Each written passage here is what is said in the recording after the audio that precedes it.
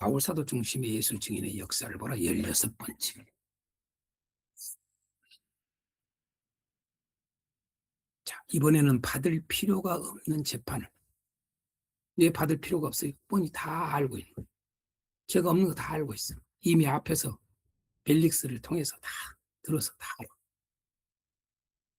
받을 필요가 없는 재판을. 벨릭스가 분명히 뭐예요? 왜 구류를 해놨어? 유대인의 마음 살라고 그것도. 그러고 뭐예요? 똑같게. 오늘 지금 현재 베스도나 아그리파 왕 앞에서 한 것처럼. 벨릭스도 똑같아. 유대인의 마음을 사고 그 다음에 가이사에게 재판을 받게 하려고.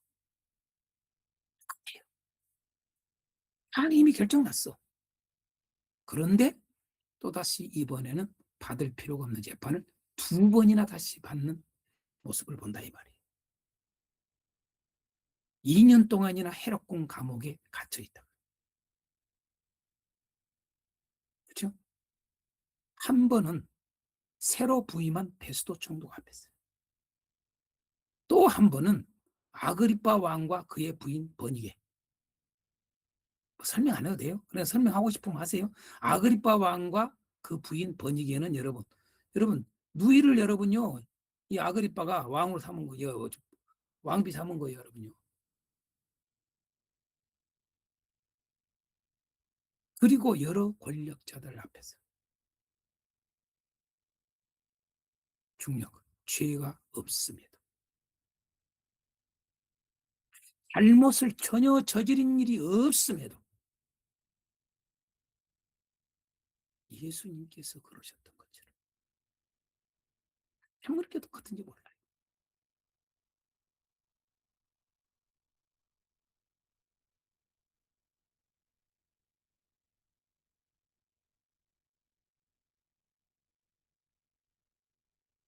복음은 여러분요, 율법은 정죄하는데 복음은 정죄하면 안 된대요. 여러분요, 복음은 잘못된 거 지금 말하면 안 돼요? 예수님은 여러분, 예수님 자체가 이 땅에 오신 자체가 여러분 정죄예요, 정죄. 이렇게 몰라. 요즘에 보니까 누굽니까? CPS인가 거기서 뭐 드란노, 응? 교실이라 해가지고, 여러분 잘 아는 여러분 누구예요? 법학 교수였더니 울산대 이정훈 교수. 응? 그 사람이 여러분 이제 교수 다 그만두고 여러분요, 신학했잖아요. 햇불 트링이 거기 공부해가지고 졸업하고 목사가 된 지가 이제 몇 년 됐잖아요.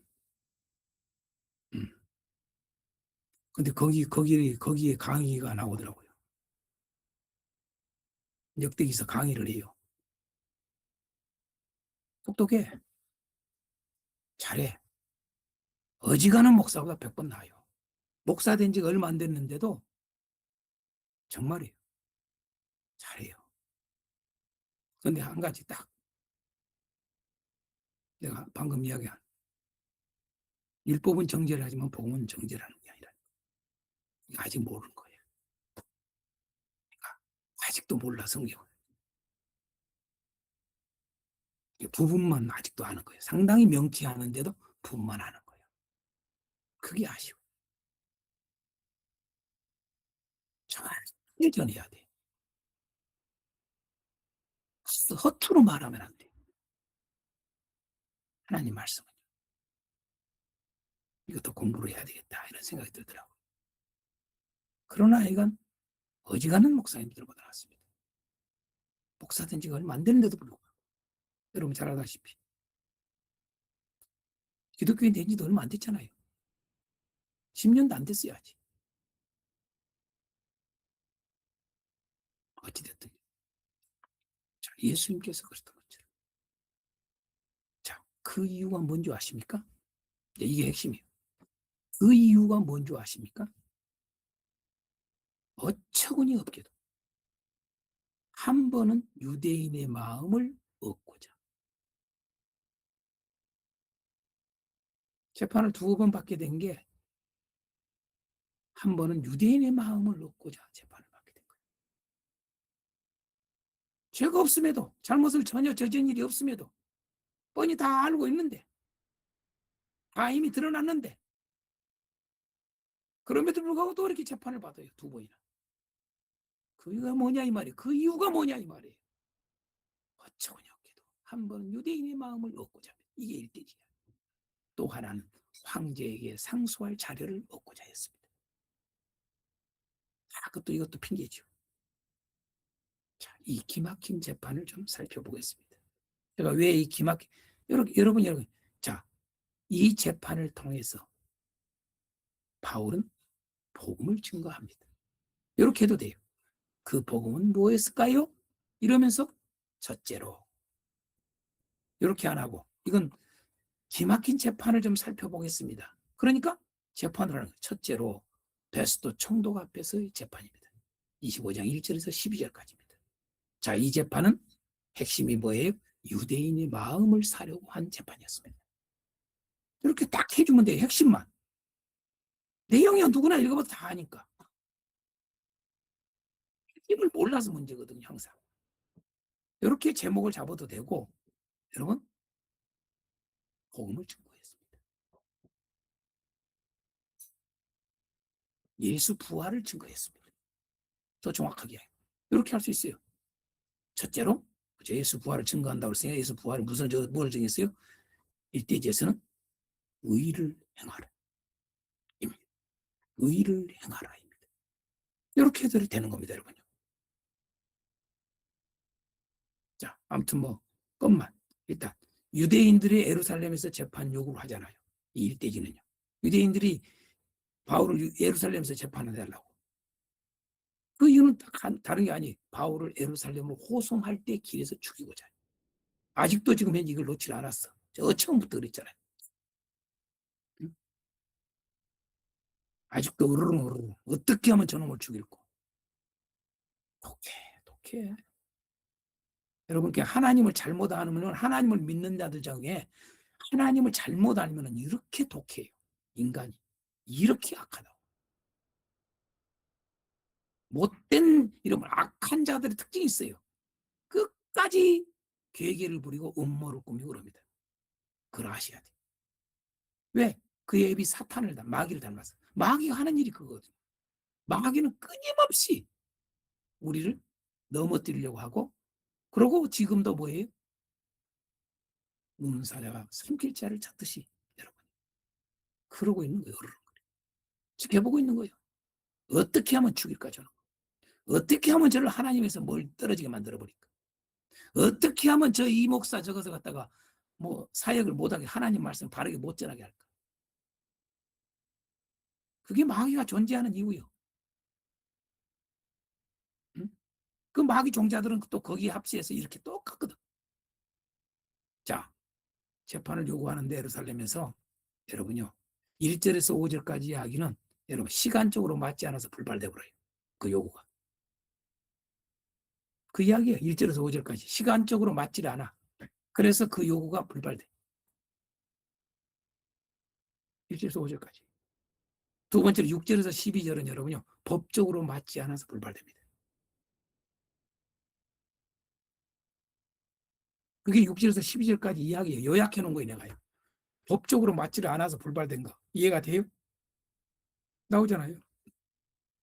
6절에서 보십시오. 자, 시간적으로 맞지 않아서 불발된 건 1절에서부터 5절. 베스토가 부임한 지 3일 후에 가이사랴에서 예루살렘 올라가니 대장도 유대인 중 높은 사람들이 바울을 고소할 때 베스토의 호의로 바울을 예루살렘 옮기기를 청하니 이는 길에 매복하였다 그를 죽이고자 함이더라. 베스토가 대답하여 바울이 가이사랴에 구류된 것과 자기도 멀지 않아 떠나갈 것을 말하고, 응? 지금 바울이 가이사랴에 지금 감옥에 갇혀 있지 않냐. 그러고 내가 여기 오래 못 머물러 곧 떠나야 돼. 응? 그러면서 어려워.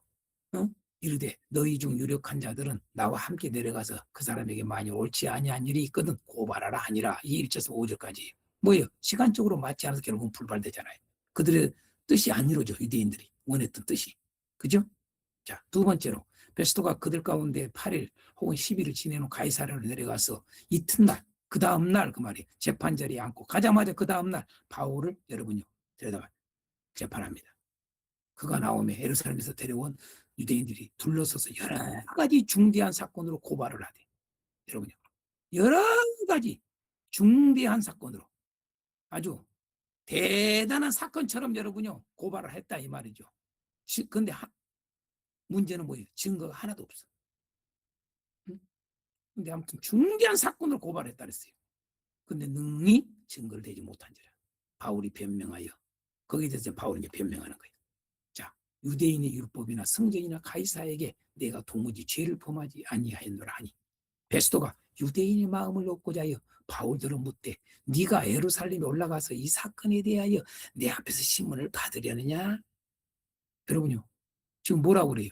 예루살렘 가서 재판받자. 이러잖아요. 그죠? 어? 이런 거예요. 그 바울이 뭐라고 그래? 내가 가이사의 재판 자리 앞에 섰으니 마땅히 거기서 신문을 받을 것입니다. 당신도 잘 아시는 바와 같이 여기서 핵심이 내가 유대인들에게 불의를 행한 일이 없나이다. 내가 만일 불의를 행하여 무슨 죽을 죄를 지었으면 죽기를 사용하지 아니할 것이나 만일 이 사람들이 나를 고발한 것이 다 사실이 아니오 아무도 나를 그들에게 내줄 수 없나이다. 내가 가이사께 상소하노라 하는데 베스도가 배석서 상의하고 이르되 내가 가이사에게 상소하였으니 가이사에게 갈 것이라 아니라. 자 보세요. 법적으로 맞지 않다 그 말이에요. 법적으로 안 된다 그 말이에요. 이게 법적으로 여러분요 가이사에게 상소를 했으니까. 그리고 누구예요? 바울은 여러분 유대인이지만은 여러분 로마 시민이에요. 그러니까 여러분요 법적으로 이걸 어떻게 돌릴 수가 없어. 이걸 예루살렘에 가서 유대인들에게 가서 재판을 받게 할 수가 없어. 법적으로 많지 않아서 맞지 않아서 결국 불발되는 이야기입니다. 그죠? 자, 바울의 변명 이렇게 정리해놨습니다. 읽어보면 돼요. 자, 결과는 뭐예요? 네가 가이사에게 상소했으니 가이사에게 갈 것이라. 이렇게 딱 판결되잖아요. 네가 원하는 대로 그렇게 해. 이렇게 판결된 거예요. 자, 이대지. 둘째로 아그리파 왕 앞에서 재판. 13절에서 26장 전체죠. 자, 이것은 왜 집을 상소할 자료를 얻으려고 한 겁니다. 자, 보겠습니다. 바울이 로마에서 재판을 요구해 이 재판은. 앞에서는 유대인들이 예루살렘에서 재판을 받게 해주기를 원했고, 이건 바울은 이제 로마에서 재판받기를 요구한 사건이잖아요. 자, 그 이유는 로마에 가서 복음을 증거하는 거죠. 자기가 거기서 죄에 대해서 벗어나기 위해서 그것이 목적이 아니죠. 그죠? 로마에 가서 복음을 증거하고자 하는 겁니다. 자, 이것도 보십시오. 바울이 로마에서 재판 요구 어떻게 돼요? 1, 작은 단락으로 1번. 13절에서 27절까지. 25장 13절에서 25장 마지막 절까지. 종교적 문제에는 죄가 없음을 알게 돼요. 그렇죠? 종교적 문제에는 죄가 없음을 알게 돼요. 그 내용이 여러분 25장 13절에서 27절까지 이야기예요. 이게. 내용 읽어보면 나와요. 그 내용이 정확해요. 종교적 문제에는 죄가 없음을 베스도가 알게 된 거예요. 그렇죠? 자, 그 다음에 이제 26장 1절에서 마지막 절 26장은 사형이나 결박을 당할 만한 행위가 없음을 알게 돼요. 자, 종교적 문제에는 죄 문제가 아니에요. 자기들 종교 문제다 그 말이에요. 그것만요. 응? 그래서 어떻게 돼요? 바울이 말한 원한대로 로마에서 황제 앞에서 재판을 받게 된다고 말이죠. 그 요구대로 이루어지게 된다 이거죠. 사형이나 결박을 당할 만한 행위가 없어. 그렇죠? 자, 여기서 중요한 게 바울의 변명을 보겠습니다. 자신이 젊었을 때의 생활을 말합니다. 그죠? 자신이 젊었을 때 생활. 곧 뭐예요? 대표적인 바르세파. 바르세파였습니다. 나는 전에 나는 누구였는가 이걸 말하는 거죠. 나는 전에 이런 사람이었어 그 말이죠. 나를 고발한 저들 못지않게 내가 이 철저히 저들의 응? 원했던 저들이 나를 흠을 잡을 수 없는 그런 삶을 내가 살았어. 그게 바리사파였어 내가. 전에 이랬어. 자, 그러고 뭐예요? 전에 자신이 예수를 만나기 전에 일을 말하잖아요. 그죠? 예수를 만나기 전에 뭐예요? 바리새파 있다 보니까 어떻게 해요? 예수 믿는 자를 다 핍박했다는 이야기를 말하잖아요. 그 다음에 자신이 부활하신 예수를 만난 일을 말하죠. 그죠? 그래서 여러분, 여기가 바로 예수를 전하는 거예요. 이게 바로. 이제 여기서 자신을 말하는 것 같지만은 사실은 예수를 말하는 거예요. 곧 뭐예요? 부활하신 예수. 그걸 말하는 거예요. 그러면서 뭐예요? 자신이 죽은 자의 부활. 그 후에 자기는 어떻게 됐는가? 변화된 삶. 자신이 죽은 자의 부활. 곧 예수 부활을 전했음을 말하고 있죠. 예수 부활은 뭐 이스라엘과 이방인들의 빛. 그잖아요. 23절에 나오잖아요. 이스라엘과 이방인들에게 빛을 전하시리라 함이니이다.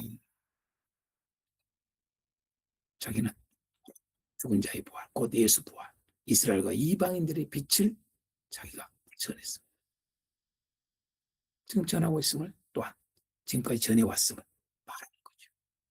이게 바울이 말한 이야기, 핵심입니다. 여기에 대해서 베스도와 아그리파 왕의 반응은 아까 말한 것처럼 베스도는 네가 미쳤도다. 네 많은 학문이 너를 미치게 한다. 그냥 많은 학문이 미쳤다. 이런 식으로 이렇게 복음을 듣고도 베스도는 그렇게 끝내요. 아그리파 왕은 뭐라고 그래? 네가 적은 말로 나를 그리스도인이 되게 하라는 적은 말도 큰 말들 그 자리에서 무릎 꿇어야지. 그렇잖아요.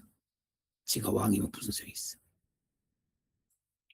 그러나 어찌됐든 이렇게 해서 결국은 종교적 문제는 죄가 없음을 알고 사형이나 결박을 당할 만한 행위가 없음을 알게 되어서 결국은 판결이 어떻게 돼? 이 사람이 만일 가이사에 상소하지 않았더라면 예루살렘으로 옮길 수 있을 뿐 아니라 석방이라는 단어를 제가 옮긴다는 표현으로 해놨습니다. 참고하시기 바랍니다. 자, 이제 핵심은 맺는 말이다. 이걸 넣어놓은 거예요. 이렇게 대지 제목을 했기 때문에. 자, 맺는 말.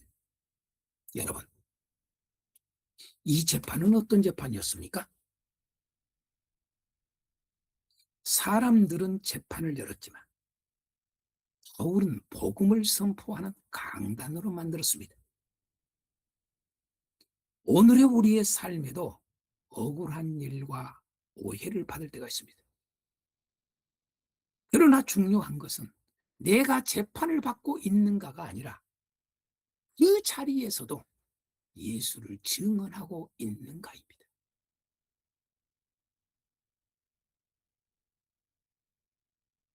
바울이 말한 변명, 곧 그가 통치자들 앞에서 담대히 외쳤던 복음은 과연 무엇이었습니까? 모세와 선지자들이 예언했던 이스라엘의 소망, 곧 죽은 자의 부활, 예수 부활이었습니다. 부활하신 예수님은 우리를 불의에서 의로, 어둠에서 빛으로 옮기십니다. 예수 부활을 믿는 자는 의를 행합니다. 결코 불의를 행하지 않습니다. 이제 의를 행하는 삶으로 당당합니다. 바울처럼. 뿐만 아니라 예수 부활을 믿는 자는 또 이렇게 표현합니다. 빛에 거합니다. 어둠에 거하지 않습니다. 이제는. 예수 부활을 믿는 사람은 빛을 비추는 삶으로 당당하게 살아갑니다. 여러분, 의를 행하십시오. 바울은 바로 이 베스도 총독 앞에서 아그리파 왕 앞에서도 당당하게 부활하신 예수를 증거했던 것입니다. 의를 행하라고, 빛에 거하라고. 여러분, 여러분도 예수 그리스도의 부활을 믿습니까? 의를 행하십시오. 빛에 거하십시오.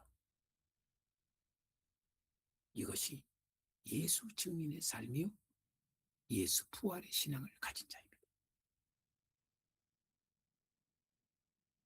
이것이 하나님 말씀대로의 삶이요, 예수 부활의 신앙을 가진 자입니다. 예수 부활은 불의에서 의로, 어둠에서 빛으로 옮기는 하나님의 능력입니다. 되게 합당한 삶으로 이끄는 하나님의 생명입니다. 할렐루야!